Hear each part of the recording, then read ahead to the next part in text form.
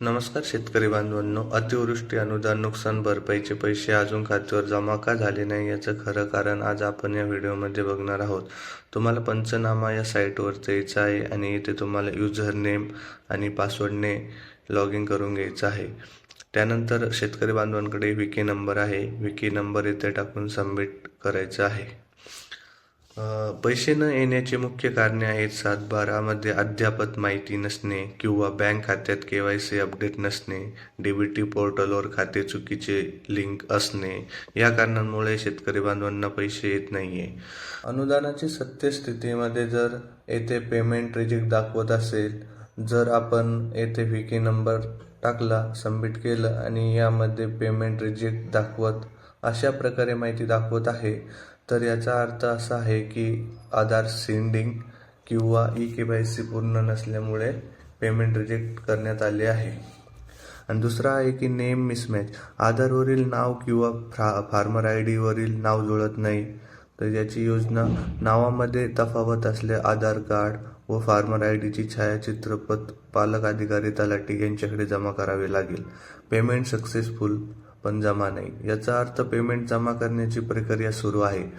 त्यासाठी योजना आहे आपले आधार कार्ड लिंक असलेल्या बँकेत जाऊन पासबुक एंट्री व बॅलन्स तपासा. KYC पेंडिंग पूर्ण नसल्यामुळे अनुदान रोखले आहे.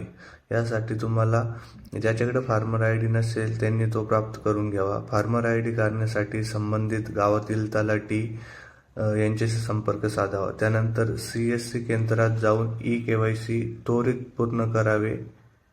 सरकारने काय सांगितले आहे? अतिवृष्टी अनुदानाचे पैसे टप्प्याटप्प्याने शेतकऱ्याच्या खात्यात जमा केले जाणार आहे. ज्या ठिकाणी डेटा मिसमॅच आहे ते अर्ज थांबवले गेले आहे आणि जिल्हा अधिकारी कार्यालयातून यादी बँकांना पाठवली जात आहे.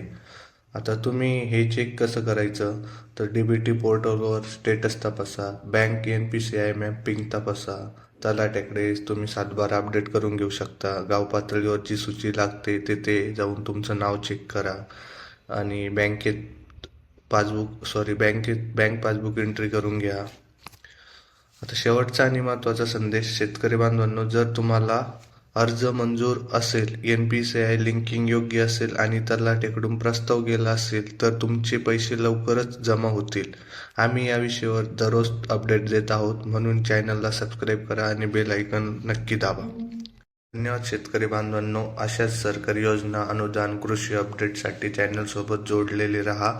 जय किसान, जय महाराष्ट्र. भेटूया नेक्स्ट व्हिडिओमध्ये.